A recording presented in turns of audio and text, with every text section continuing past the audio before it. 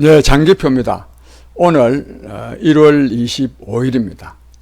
지금 국회에서는 박범계 법무부 장관 후보자 인사청문회를 하고 있는데,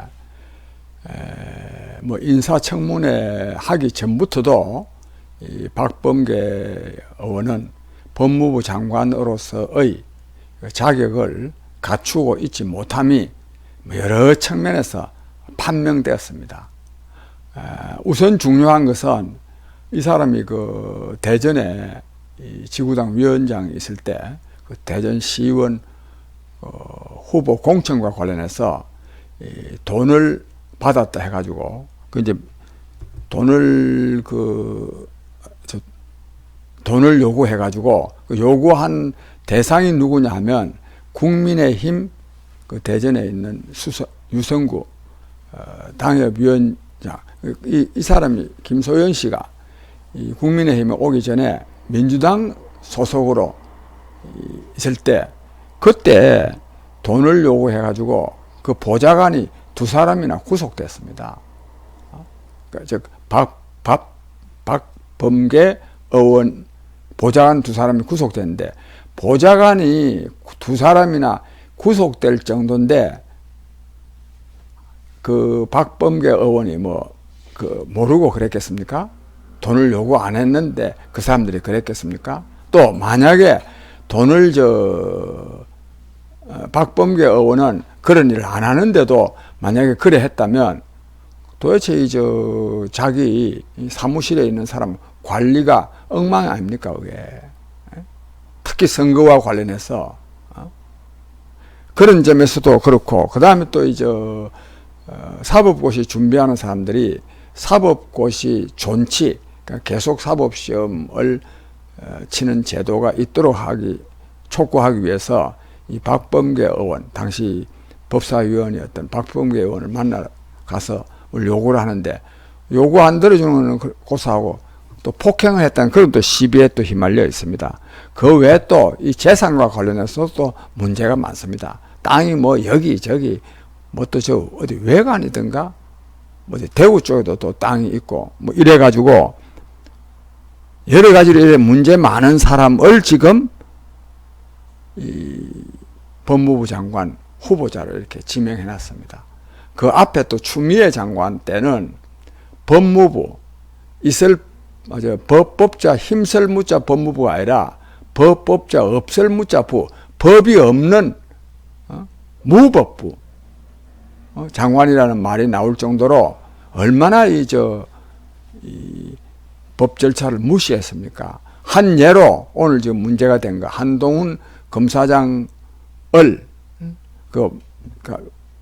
윤석열 검찰총장과 가까운, 또 그래서 대검찰청 반부패 수사부장으로 있던 그 사람이 이제 한동훈 검사장 지휘하에 당시 조국 법무부 장관의 불법과 비리를 수사하고 있었는데, 이 사람을 말하면 힘을 빼거나 또는 수사를 할 수 없도록 하기 위해서 검언 유착 사건, 검찰과 채널A 기자와의 유착 사건이라는 말을 만들어 가지고 한동훈 검사장을 완전히 직위 해제하고 어디 보내고 해가 지금 무혐의 처리된 거 아닙니까?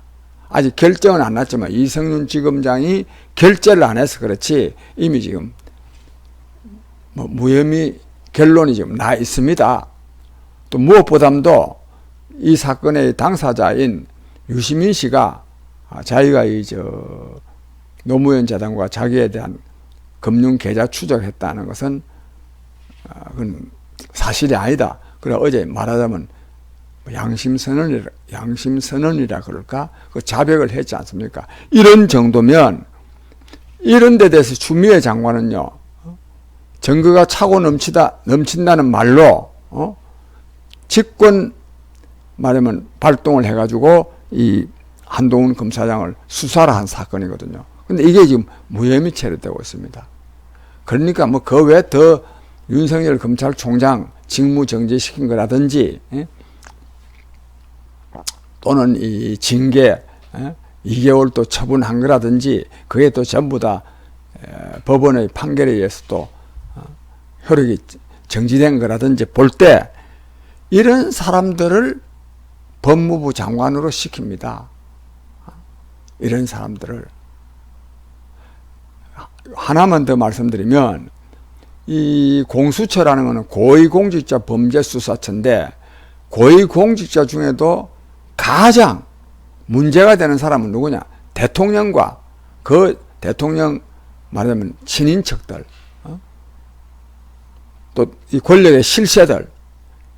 그런데요, 이 문재인 대통령은 대통령 된 다음에 대통령 친인척의 불법과 비리를 감시하는 특별감찰관 제도가 있는데 아예 특별감찰관을 임명도 안 했습니다. 지금 건 4년째. 그러니까 이 고위공직자, 특히 대통령 주변 인사들의 불법과 비리를 단속할 의사가 전혀 없는 사람들입니다. 이런 사람들이 공수처를 만든다고 하는 것은 그야말로 권력 실세들의 불법과 비리를 조사하는 검찰, 또 이걸 또 단죄하는 법원을 완전히 권력에 예속화시키기 위해서 하는 지심을 이게 다 드러나고 있는 거 아니겠습니까? 국민 여러분, 이것이 문재인 정부입니다. 이것이.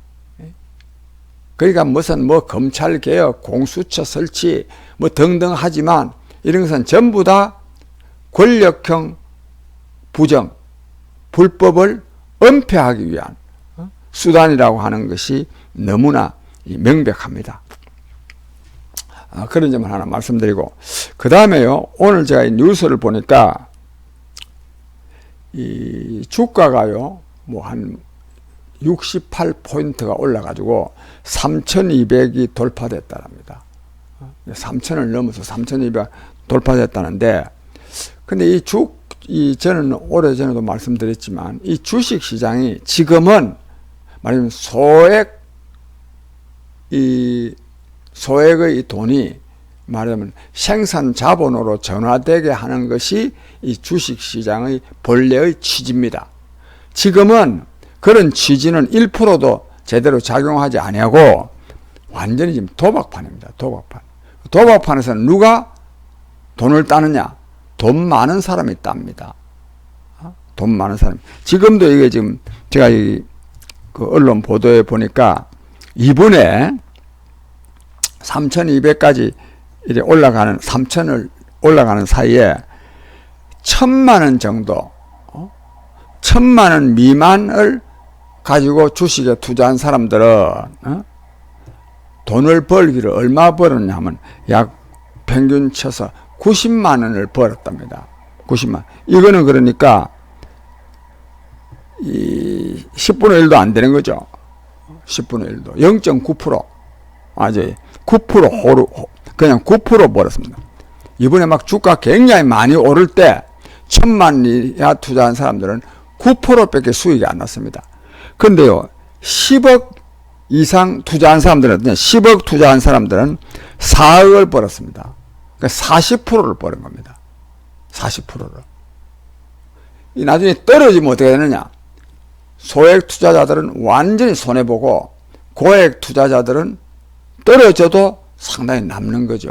이게 마침 2019년도에는 10억 이상 투자한 사람들은 수익률이 11.2%였습니다. 10억 이상 투자한 사람들은. 그런데 1,000만 원 미만 투자한 사람들은 마이너스 9.8%입니다.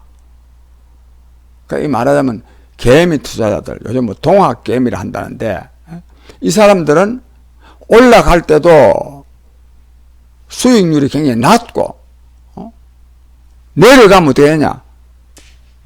기관 투자자들이나 큰 손들은 별로 손해를 안 보는데 이 개미 투자자들만 왕창 이렇게 손해를 봅니다.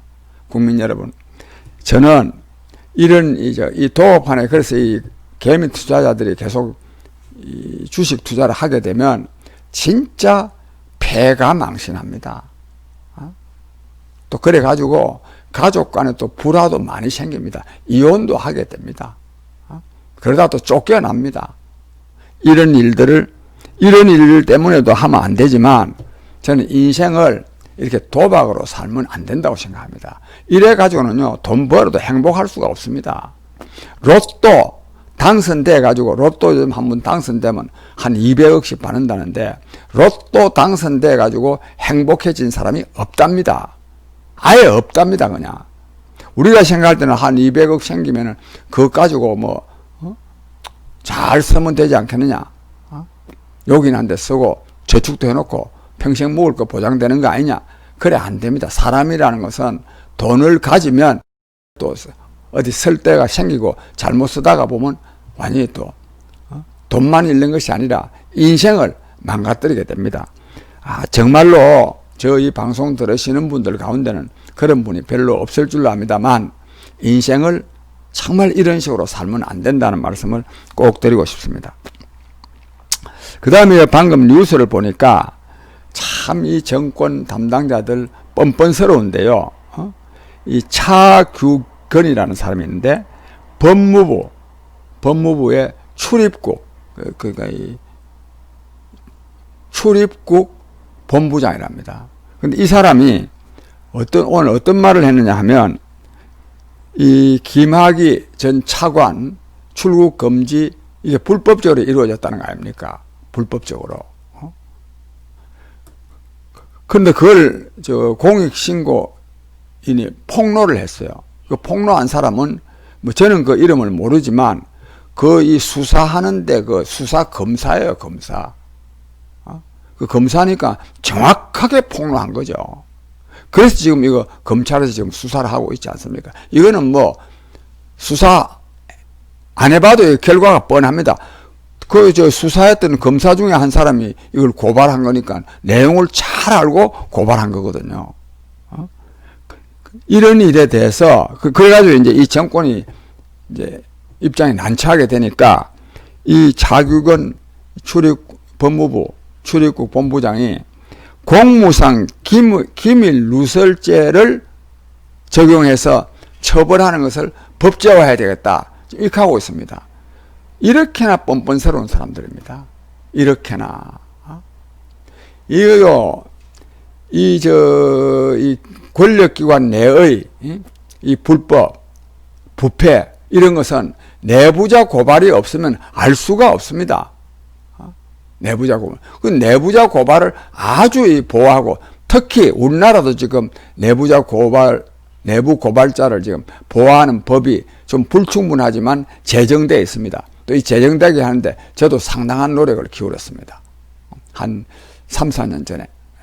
미국 같은 데는요, 굉장히 이게 철저하게 이 내부 고발자들이 보호받고 있습니다. 근데 이걸 없애겠다고, 즉, 공무상 기밀을 누설한 것이다 해가지고 처벌하려고 합니다. 저는 이걸 보면서 앞으로 이게 이제 단순히 김학의 전 차관 출근 문제만이 아니라 앞으로요, 이 정권 불법, 부정, 부패가 내부 고발자에서 많이 지금 드러나게 생겼거든요. 그걸 막겠다는 겁니다. 단순히 이 사건 하나가 문제가 아닙니다. 국민 여러분, 그만큼 이 정권은 불법과 부패의 소굴이 되어 있습니다. 오죽하면 이 강준만 교수가 권력은 사람의 뇌를 바꾼다 하는 그 책을 통해서 부패는 권력의 숙명인가, 그 다른 권력 보고 말한 게 아니라 문재인 권력 보고, 문재인 이 권력은 은필칭 진보 운운하고 민주화 운운했던 사람들 아닙니까? 진보, 민주화, 이 부정부패하고 담사는 세력이라는 이미지를 갖고 있거든요. 그런 사람들이 권력을 잡으니까 완전히 그냥 부패의 소굴이 됐다, 이런 뜻입니다. 이런 뜻. 마침 이제 이 책과 관련해서 말씀드리면, 그래서 이 정권이 너무너무 부패해 있습니다. 이 사람들이 지금요, 적폐청산을 내걸고 집권도 하고, 박근혜 정권 사람들을 엄청나게 잡아넣었지만, 이 지금 구적폐 부담도 사실 비교할 정도가 아닙니다. 이 신적폐가 엄청나게 많습니다. 그것이 공무상 비밀누설죄라는 이름으로 처벌하겠다고 하는 것은 이 정권이 저지른 범죄를 말하면 밖으로 고발할 수 없도록 하기 위한 조치다. 저는 그렇게 봅니다. 그 다음에 끝으로 제가 이제 얼마 전에 광준만 교수가 쓴 권력은 사람의 뇌를 바꾼다. 뇌를 어떻게 바꾸느냐.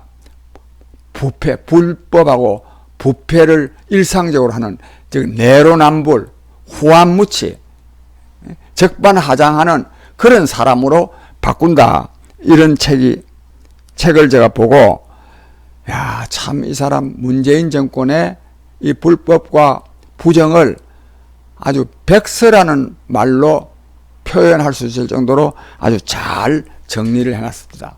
근데 어제는 제가 마침 시간이 돼서 이 강준만 교수가 쓴 사가지 없는 정치라는 책을 보게 됐어요. 사가지 없는 정치. 이건 또 제목이 뭔가 하면 진보는 어떻게 독선과 오만에 빠졌는가 부제가 그러는데 이것도 역시 독선과 오만 때문에 불법과 부패가 만연하게 됐다는 겁니다.